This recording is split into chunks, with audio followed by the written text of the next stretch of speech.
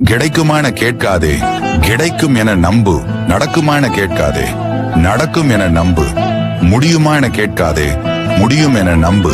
தெய்வம் நல்லவர்களை சோதனை செய்யும், ஆனால் ஒருபோதும் கைவிடாது. அவமானமும் அனுபவமும் தான் வாழ்க்கையில் மிகச்சிறந்த ஆசான். அவை கற்றுக் கொடுக்கும் போதனையை நீங்கள் மற்றவர்களிடம் பழகும் போது அதிக இனிப்போடும் பழகாதீர்கள், அதிக கசப்போடும் பழகாதீர்கள். ஏனென்றால் இனிப்பாக பழகினால் உங்களை ஏமாற்றி விடுவார்கள், கசப்போடு பழகினால் உங்களை ஒதுக்கி விடுவார்கள். அனைத்திலும் உப்பை போல் அளவாக இருங்கள். உங்களுக்கு கிடைக்க வேண்டிய மரியாதை தானாக கிடைக்கும். பிறருக்கு வலிக்க கூடாது என்று பார்த்து பேசும் உள்ளத்திற்கு தான் அந்த வலி எப்படிப்பட்டது என்று புரியும். நமக்கும் நமக்கு பிடித்தவர்களுக்கும் இடையில் உள்ள உறவு என்பது கண்ணாடி போன்றது. நாம் அதை பல நாட்களாக உடையாமல் பாதுகாத்திருப்போம்.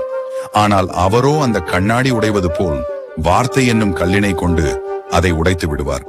உடைந்த பிறகு அதை ஒட்ட வைக்கவும் முயற்சி செய்வார். ஆனால் உண்மை என்னவெனில், உடைந்த கண்ணாடியை என்ன செய்து ஒட்ட வைத்தாலும் அதனை திரும்ப பழைய நிலைமைக்கு கொண்டு வர முடியாது. அது அவருக்கு புரிவதில்லை.